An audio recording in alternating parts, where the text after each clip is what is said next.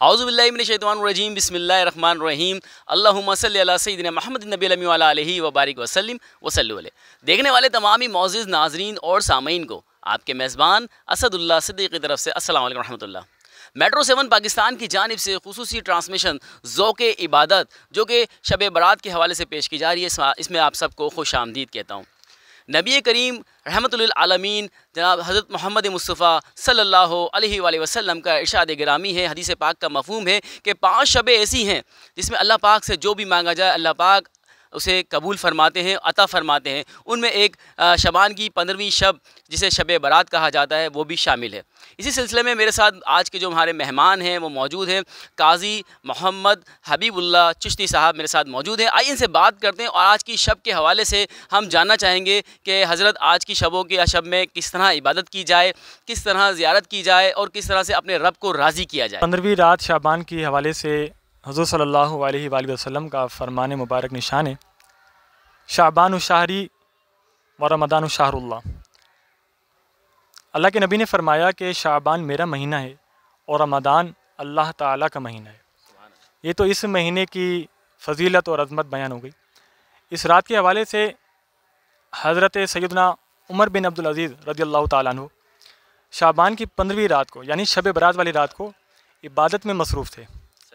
तो जब सर उठाया तो उनको एक पर्चा मिला, उस पर्चे का जो नूर है वो आसमान तक फैला हुआ था और उस पर लिखा हुआ था हाज़िही बराअतुम मिनन नारी मिनल मलिकिल अज़ीज़ी लि अब्दिही उमर बिन अब्दुल अज़ीज़। इसका तर्जुमा ये है कि ये खुदाए मुबारक खुदाए अज़्ज़ वजल की तरफ से ये जहन्नम की आग से आज़ादी का परवाना है जो कि उसके बंदे उमर बिन अब्दुल अज़ीज़ को अता हुआ है। तो ये इस रात की फ़जीलत है, अज़मत है। अल्हम्दुलिल्लाह ये रात जो है जहन्नम की आग से छुटकारा पाने की रात है, इसीलिए इस रात को शब बरात कहा जाता है। अच्छा काजी साहब, मैं अपने नाज़रीन के लिए जानना चाहूँगा कि नाज़रीन को पता चल जाए कि आज की शब किस तरह से एहतमाम किया जाए इस शब का, और किस तरह से हमें जो ना ये एहतमाम इसको मज़ीद बढ़ाया जाए, और जिस तरह से आजकल लोग कब्रिस्तान जाते हैं तो किस तरह से अपने प्यारों की ज़ियारत की जाए। थोड़ा सा शरई मामला से लेते हुए आप बताइएगा।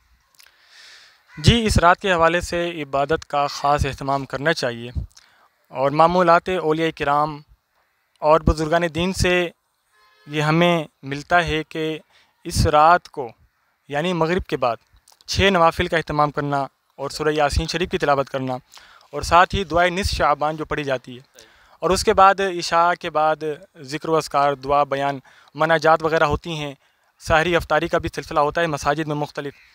तो इस रात को कब्रिस्तान में जाना भी सुन्नत है, क्योंकि इस रात में एक मरतबा हुज़ूर सल्लल्लाहु अलैहि वसल्लम घर पर मौजूद ना थे, तो उम्मुल मोमिनीन सैयदतुना आयशा सिद्दीक़ा रज़ियल्लाहु ताला अन्हा आपको देखते हुए ढूंढते हुए बाहर तशरीफ़ लाईं, तो आपको बक़ीए पाक में मौजूद पाया।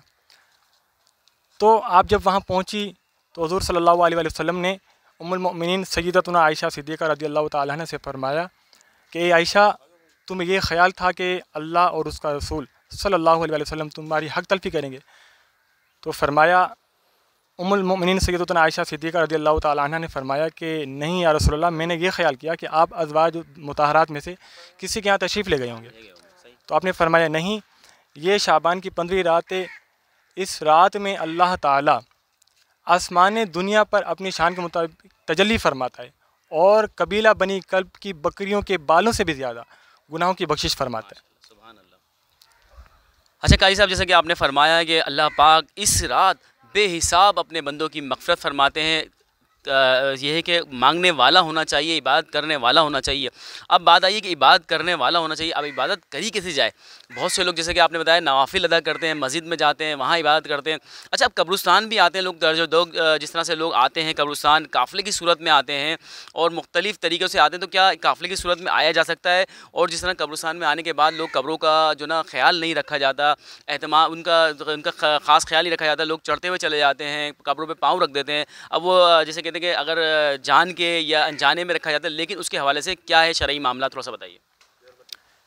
जी, इस रात को कब्रिस्तान जाने का क्योंकि ख़ास एहतमाम होता है और सुन्नत भी है, तो काफ़िले की सूरत में जाना या मोहल्ले के लोग या घर के अफराद जितने सारे हैं अपने प्यारों की इसाले सवाब के लिए कब्रिस्तान जाते हैं और उनकी कब्र पर फातिहा वगैरह पढ़ना, दुआ, इसाले सवाब और मुख्तलिफ़ जो हमारे फूल जो हैं कब्र पर डालना, तो ये सब जो है सुन्नत से सही हदीस से हमें मिलता है।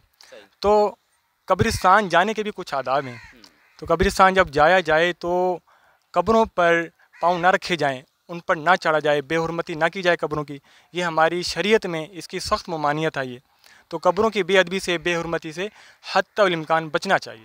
जैसा कि काजी साहब आपने फरमाया कि कब्रों पे फ्लावर्स, फूल वगैरह लेके जाना चाहिए, उन पे एहतमाम करना चाहिए, तोहफ़े के तौर पे, अक़ीदत के तौर पे, मोहब्बत के तौर पे हम अपने प्यारों के पास वो फूल लेके जाते हैं। लेकिन इसके अलावा एक और चीज़ देखी गई है कि लोग वहाँ जाके दिए रोशन करते हैं, आग लगाते हैं, जबकि मुसलमान को तो आग से वैसे ही बचना चाहिए, क्योंकि जहन्नुम की आग और फिर दुनियावी आग, सब आगों से ही बचना चाहिए। और वैसे ही कब्र में आपके प्यारे मौजूद हैं तो आप तो चाहेंगे कि उनको आग से जितना बचाया जाए बेहतर है। लेकिन हमारे अपने ही लोग कब्रों के पास दिए रोशन करते हैं। क्या ऐसा शरई में अलाउ है, कहा गया है या नहीं कहा गया? थोड़ा सा हमारे नाज़रीन को इसके हवाले से बताइए। इसके लिए एक मरतबा हुज़ूर सल्लल्लाहु अलैहि वसल्लम का गुज़र हुआ कब्रिस्तान की तरफ से। तो आप सल्लल्लाहु अलैहि वसल्लम ने देखा कि एक शख्स कब्र पर कोहनी की टेक लगाए बैठा है। तो आप सल्लल्लाहु अलैहि वसल्लम ने उसे जलाल में आके फरमाया कि एक शख्स उस कब्र वाले से अपनी टहनी हटाओ, यानी कि टेक ना लगाओ। तुम्हें इस चीज़ का अंदाज़ा नहीं है कि उस कब्र वाले को इस तरह तकलीफ़ हो रही है कि जैसे किसी ज़िंदा बंदे की हड्डी तोड़ दी जाए और उसको तकलीफ़ होती है। तो आप हुज़ूर सल्लल्लाहु अलैहि वसल्लम के इस फरमान से अंदाज़ा लगा सकते हैं कि कब्र वाले को कितनी तकलीफ़ होती है। तो फिर जो उस पर चढ़ेगा और उस पर टेक लगाएगा और उसको फलांगेगा, तो ये उस हदीस के मुताबिक वो शख्स इस पर उतरता है। तो इससे बिल्कुल बचना चाहिए। और जो दिए वगैरह और अगरबत्ती, मोमबत्ती जो लोग जलाते हैं, वैसे तो आजकल ज़रूरत नहीं है, क्योंकि हमारे यहाँ लाइटों का इंतज़ाम किया जाता है इंतज़ामिया की तरफ से कब्रिस्तान में। अगर कोई ऐसी जगह है कि बिल्कुल कोने में किसी के अंधेरे में कब्र है, तो वहाँ पर वो रोशनी के लिए मोमबत्ती जला सकता है। और अगरबत्ती, मोमबत्ती, ये चीज़ें, दिया वगैरह, ये कब्र पर बिल्कुल, कब्र के ऊपर बिल्कुल वहाँ जलाना, लगाना बिल्कुल मना है, गैर शरई है। हाँ, साइड में आप खाली जगह पर आप लगा सकते हैं, क्योंकि खुशबू अगरबत्ती के ज़रिए खुशबू फैलती है, फूलों के ज़रिए खुशबू फैलती है। तो ये खुशबू क्योंकि एक महबूब अमल है, पसंदीदा अमल है, तो साइड में आप मोमबत्ती जला सकते हैं, अगरबत्ती जला सकते हैं। लेकिन कब्र के ऊपर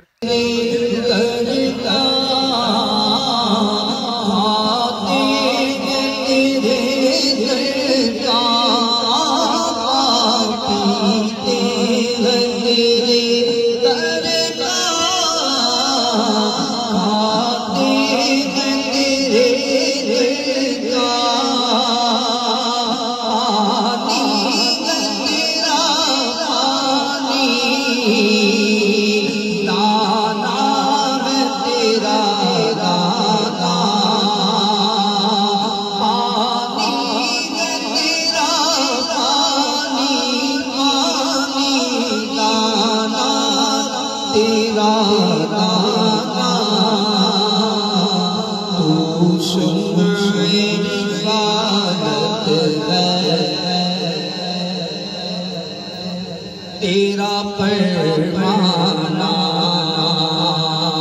जो साकी का करके जगरे सरिका होते, जो साकी का करके जगरे सरिका होते,